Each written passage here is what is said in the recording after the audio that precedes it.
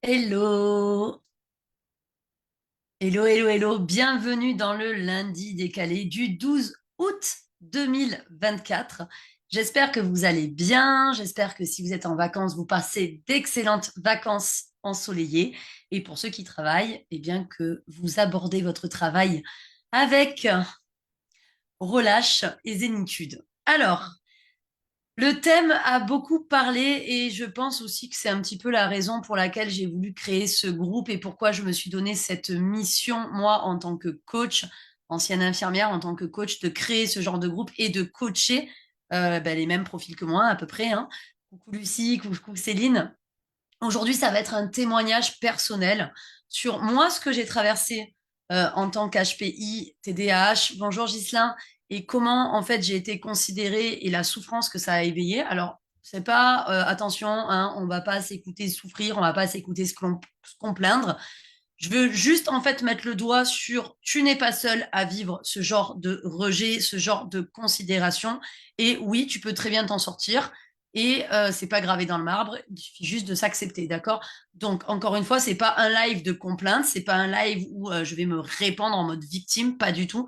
C'est juste un live pour vous dire que t'es pas, pour te dire en fait que t'es pas tout seul à te sentir comme un extraterrestre, t'es pas tout seul à te sentir décalé, et t'es pas tout seul à te prendre des, on va dire, réflexions qui peuvent paraître ultra violentes dans ta tête, alors qu'en fait, c'est dit avec bienveillance. Voilà, donc je vais parler de ça aujourd'hui. Bonjour Pauline, bonjour Guillaume, coucou Philippe. Euh, Ça concerne tout le monde, tous les profils qui sont dans ce groupe, d'accord? Sur l'annonce du live, j'avais parlé de l'hypersensibilité. Moi, je suis pas quelqu'un d'hypersensible, hein, je n'ai pas de haute sensibilité. J'ai l'hypersensibilité qui est inhérente aux personnalités HPI, c'est-à-dire que vu que je traite beaucoup plus rapidement l'information, forcément, j'ai une sensibilité accrue en mode de réaction, voire de surréaction, d'accord? Et je ne suis pas une personnalité hautement sensible, c'est-à-dire que je n'ai pas une sensibilité exacerbée à l'autre, à l'émotionnel, etc. Ça, c'est pas mon profil. Mon profil, moi, c'est je suis HPI et TDAH évalué par une neuropsy, d'accord? Donc voilà, je campe le décor. Bonjour Oswald. Comment j'ai découvert ça? Pourquoi j'ai découvert ça? Qu'est-ce qui s'est passé? En fait, bon, alors déjà, hein, tu le sens, le décalage, tu sens que tu es décalé hein, depuis que tu es gamin, tu sens que ta vision n'est pas la même, tu sens que tu essayes de t'intégrer, mais c'est pas exactement ça, tu sens que les autres, ils ont des centres d'intérêt te- que tu ne comprends pas forcément, mais t'essayes de te suradapter, t'essayes de faire le caméléon, t'essayes d'être intégré, mais au final, tu l'es pas vraiment, puisque moi, la seule fois où j'ai commencé à m'épanouir, ben, c'est quand j'ai traîné avec des gens qui avaient 3 4 ans de plus que moi. C'est-à-dire que quand j'étais en seconde, je traînais avec les terminales. Quand j'ai fait mon école d'infirmière, bonjour Samuel, quand j'ai fait mon école d'infirmière, donc j'avais 21 ans, ouais, c'est ça, 21 ans. Les seuls amis que j'avais, puisque les autres me rejetaient, ceux de mon âge, et quand je vous dis me rejeter, c'était assez violent, c'était les personnes qui avaient 50 ans. Donc je restais avec les gens qui avaient 30 ans de plus que moi. Euh, il faut s'accrocher dans le sens où en fait la seule personne qui doit t'accepter, c'est toi, c'est pas les autres. Et le problème, c'est que tant que tu l'as pas compris, tu vas être dans une course effrénée à l'acceptation, une course effrénée à l'intégration. Et donc tu vas te fatiguer pour rien. Des fois, des gens s'en rendent compte assez vite. Moi, je m'en suis rendu compte à 35 ans. D'autres s'en rendent compte beaucoup plus tard. Donc, il y a un temps qui est perdu et donc un potentiel qui est gâché dans cette course effrénée d'être absolument accepté, intégré à l'autre, alors que la première personne à qui tu dois t'intégrer, c'est toi. Une fois que tu as compris ça, tu as tout compris. C'est compliqué. C'est facile à dire sur le papier, mais c'est compliqué de ne plus être dans l'éternelle comparaison, de ne plus être dans le ouais, mais lui, il est comme ça, donc moi, je dois être comme ça, etc. C'est très compliqué. D'autant que si vous avez des parents qui n'ont pas les mêmes particularités que vous, c'est ce qu'on a essayé de vous inculquer toute votre vie, de rentrer dans une case. Moi, je suis, et j'adore mes parents, je les aime, je sais qu'ils m'aiment, je sais que ce qu'ils ont fait, c'était par bienveillance, mais malheureusement, j'ai également écopé de leurs névroses et de leurs blessures qui sont certainement eues, blessures de rejet, blessures d'abandon, etc. Je suis, en fait, la fille du tu devrais. Tu devrais être comme ça. Tu devrais faire ça. Tu devrais te mettre avec qu'un mec comme ça. Tu devrais faire comme ça. Tu devrais te comporter comme ça. Qui se reconnaît là-dedans? Qui pense être un enfant du tu devrais? C'est-à-dire, tu n'es pas toi, tu es un tu devrais. Tu es un tu devrais être comme ça. Tu es un tu devrais te ressembler à ça. Tu devrais, oh, elle est tellement bien. Pourquoi t'es pas comme ça? Qui est un enfant du tu devrais? À qui ça parle ça? Parce que ça, c'est important aussi de mettre déjà le doigt sur l'origine de notre mal-être. Attention, encore une fois, ne déformez pas mes propos, on n'est pas là pour blâmer les parents. On est tous parents aussi, on va tous faire des erreurs et on va tous créer des blessures à nos enfants. C'est comme ça, d'accord? Ça ne sera pas les mêmes, mais on a également des névroses qu'on va refiler de par notre stress, de par nos croyances limitantes, par notre culture, nos expériences, nos peurs, nos craintes, etc. C'est pas là le sujet. Mais voilà, il faut mettre les choses à leur place et savoir pourquoi on est comme ça. Donc, étant un enfant du tu devrais, on m'a considéré longtemps comme quelqu'un d'agressif, alors que je ne l'étais pas, dans le sens où, en fait, comme je suis HPI et TDAH, mais on l'a repéré tard, dès que je parlais à quelqu'un, je répondais du tac au tac sans laisser le temps de la réflexion, sans prendre le temps de la réflexion, et parfois même mon cerveau va plus vite. Enfin, ma parole va plus vite que mon cerveau, c'est-à-dire que parfois je parle de manière machinale et j'ai l'impression de ne pas réfléchir à ce que je dis. Et quand je me réécoute, même en live, en fait, ce que je dis est totalement réfléchi et orienté. Mais même moi, ça va trop vite pour la connexion entre les deux. Cela dit, on avait pris ça pour de l'agressivité, donc on m'a envoyé à un moment donné, encore un tu devrais, j'avais 29 ans, tu devrais aller voir un neuropsy, j'en connais un très bien, ton comportement c'est pas normal, c'est de l'agressivité, etc. Donc moi, bon enfant, je suis allée voir la fameuse neuropsy. Et la neuropsy m'a arrêté au bout de 5 minutes qu'elle a discuté avec moi, parce qu'elle m'a dit c'est quoi votre problème? Mais écoutez madame, je suis là un petit peu, je sais pas pourquoi je suis là, c'est pour faire plaisir en fait à ma famille qui me dit que je suis quelqu'un d'agressif et que du coup je dois vous. Et au bout de 5 minutes, elle me dit, attendez, vous avez une façon de parler, une rapidité, etc. J'ai besoin de vous tester. Je ne savais pas ce que c'était. Je n'imaginais pas du tout l'être, hein, parce que oui, forcément, hein, tu te penses teubé toute ta vie.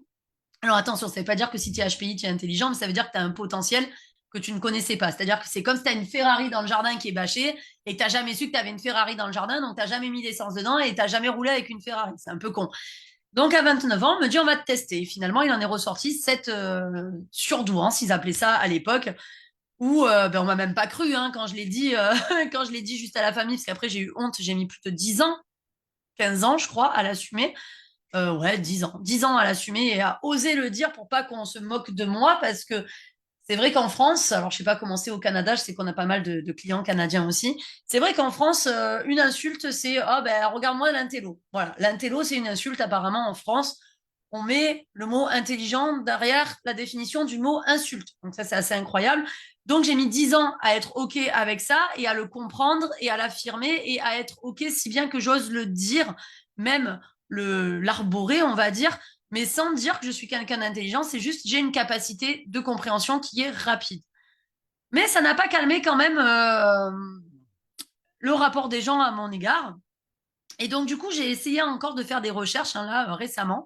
Et il en est ressorti également que j'avais un TDAH. Et là, le TDAH a tout expliqué. Alors, pour ceux qui ne savent pas ce que c'est, TDAH, c'est un trouble de l'attention avec hyperactivité. Il y a des gens qui peuvent être seulement TDA, trouble de l'attention, sans hyperactivité. Il y a des gens qui ont l'hyperactivité en plus. Donc, l'hyperactivité chez le TDAH serait traduit également par une hyperactivité des connexions cérébrales. Donc, mêlez HPI et TDAH et vous avez quelqu'un d'explosif comme moi qui va très vite, parfois trop vite. Et quand j'ai commencé, puisque je me suis dit, bon, ben, le TDAH, il a été évalué il y a quoi? Il y a un mois. Je m'y suis pris tard hein, pour vous dire, parce que ça commençait à me fatiguer de plus en plus. Même si je le savais en moi, là, je l'ai fait évaluer par un spécialiste. J'en ai parlé à des proches qui venaient d'ailleurs à mon mariage, donc pour vous dire des proches, des amis, et c'est toujours des amis, c'est des gens qui me parlent avec bienveillance, c'est des gens en qui j'ai une totale confiance. Mais il est ressorti cette phrase qui est d'une violence inouïe quand on se la prend dans la tronche. Bon, moi ça va, je l'ai bien vécu, mais je voulais la souligner parce que je pense qu'il y a beaucoup de personnes comme vous qui doivent s'en prendre au quotidien, des phrases comme ça. C'est ah bon, t'es TDAH, mais tu l'as dit à ton futur mari parce que ça fait peur, il est toujours d'accord pour t'épouser. Waouh, c'est violent, non? Vous trouvez pas que c'est violent comme phrase? Qui trouve que c'est violent dans le chat? C'est-à-dire que, en fait, si tu as une neuroatypie, tu fais peur et tu ne mérites pas d'être marié? Alors, c'était pas dit en ce sens, c'était dit avec bienveillance, genre ne le dis pas forcément, etc. Mais oui, c'est violent comme phrase. Et ça, en fait, ben, c'est ce que vit une personnalité décalée au quotidien. Tu devrais pas faire comme ça. Ne le dis pas que tu es HPI parce que les gens, ils vont se moquer de toi. Ne dis pas que tu es hypersensible, tu sais, les gens, ils vont se moquer de toi. Et en fait, on vit dans la peur d'être soi-même. Je voulais vous le dire parce que ça s'est passé il y a moins d'un mois pour moi, cette réflexion-là. Mais je ne l'ai pas pris pour moi parce que, OK, maintenant, avec tout le travail que j'ai fait, le travail que je fournis, c'est OK. Et effectivement, l'ignorance peut faire très mal. L'ignorance peut faire très peur. Alors après, est-ce que tu perds ton temps à expliquer ce que c'est?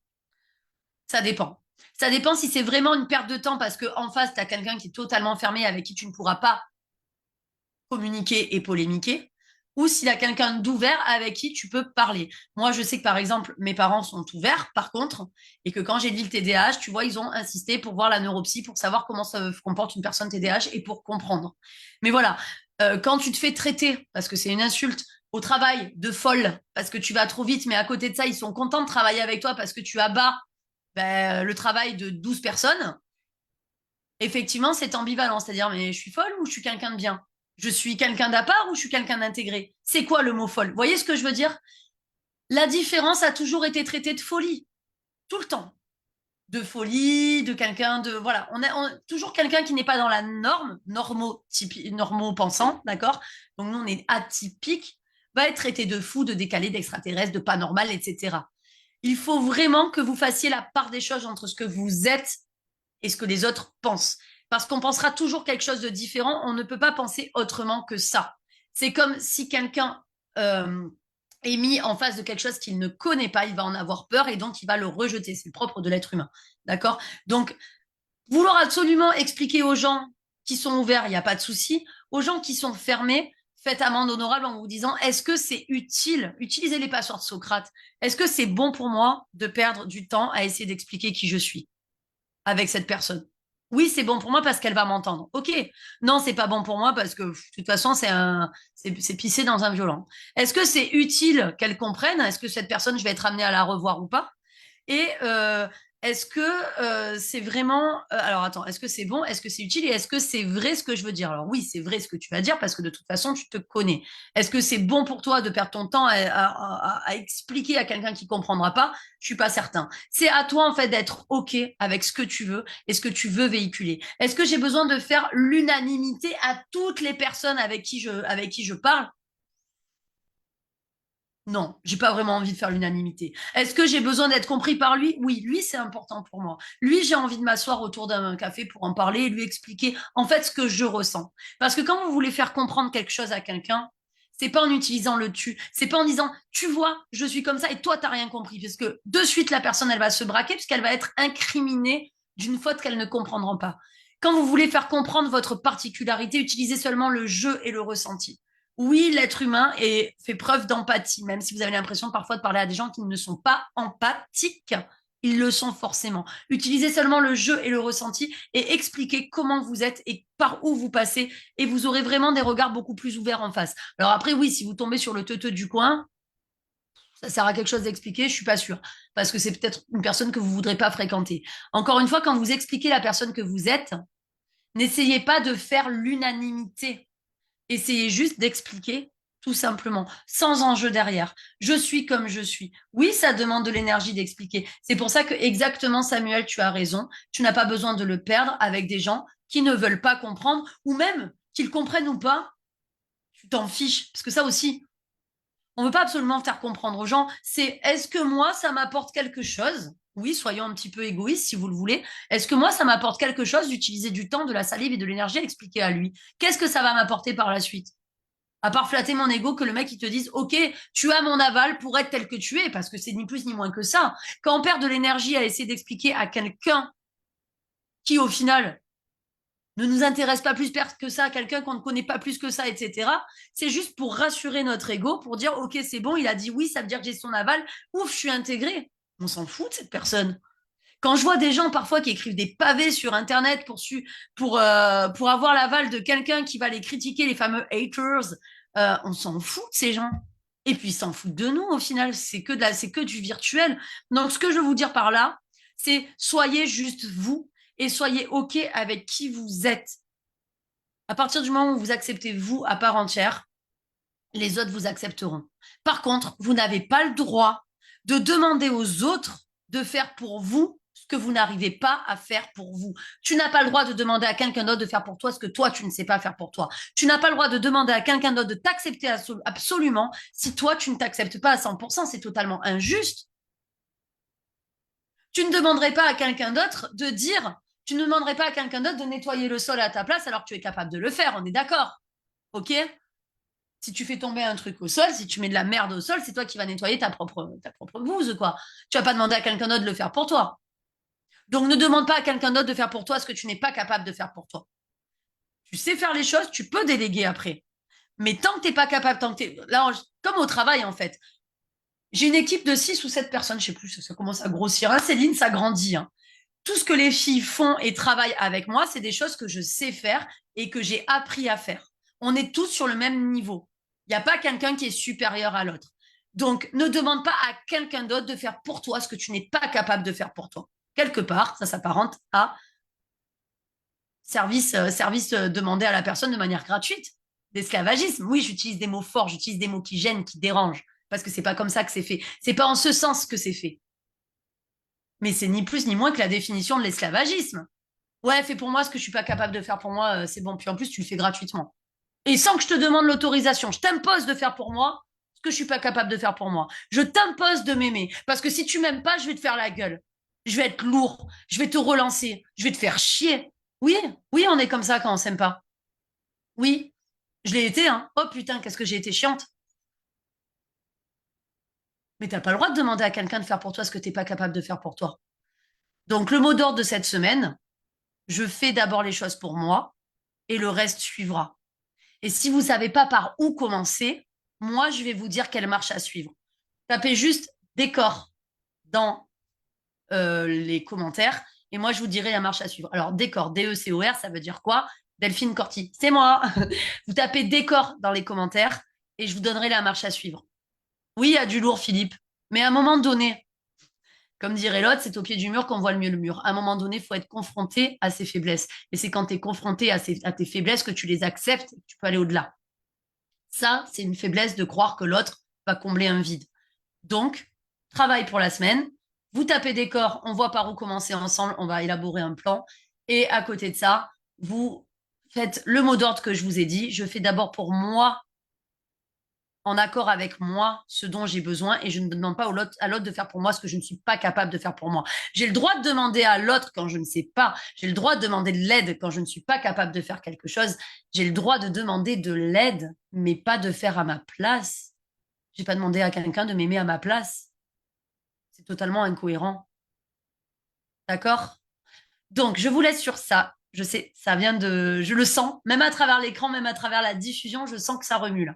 Je sens que ça remue. N'hésitez pas à me dire si ça remue. C'est fait pour, hein, le coaching. C'est pas fait pour caresser dans le sens du poil, sinon ça servirait à rien. On est là pour se dépasser, pour faire du dépassement de soi et pour aller vraiment vers un avenir auquel on veut adhérer et pas un avenir qu'on veut subir. D'accord? J'espère que ça vous a aidé comme live. Je vous laisse donc écrire décor si vous voulez qu'on crée une stratégie ensemble pour arriver à faire pour soi les choses et non demander aux autres. En tout cas, je vous souhaite un bon appétit et un très bel été. Je vous dis à très vite. Semaine prochaine, je ne serai pas là pour les lundis décalés parce que je serai dans l'avion. Donc, potentiellement, je vais essayer de voir si je peux le faire, mais voilà, il n'y aura rien annoncé. Je serai dans l'avion. Donc, malheureusement, mon vol, c'est du lundi 19 au lundi 26. Donc, il y aura peut-être 2 semaines sans lundi décalé. Mais par contre, je serai peut-être amenée à vous faire des petites lives comme ça de manière impromptue. Je me filmerai en direct et puis on verra ce que ça donne en vacances. Au moins, je serai toujours avec vous. Je vous souhaite un très bel été et je vous dis à la rentrée. Bye bye. Merci en tout cas.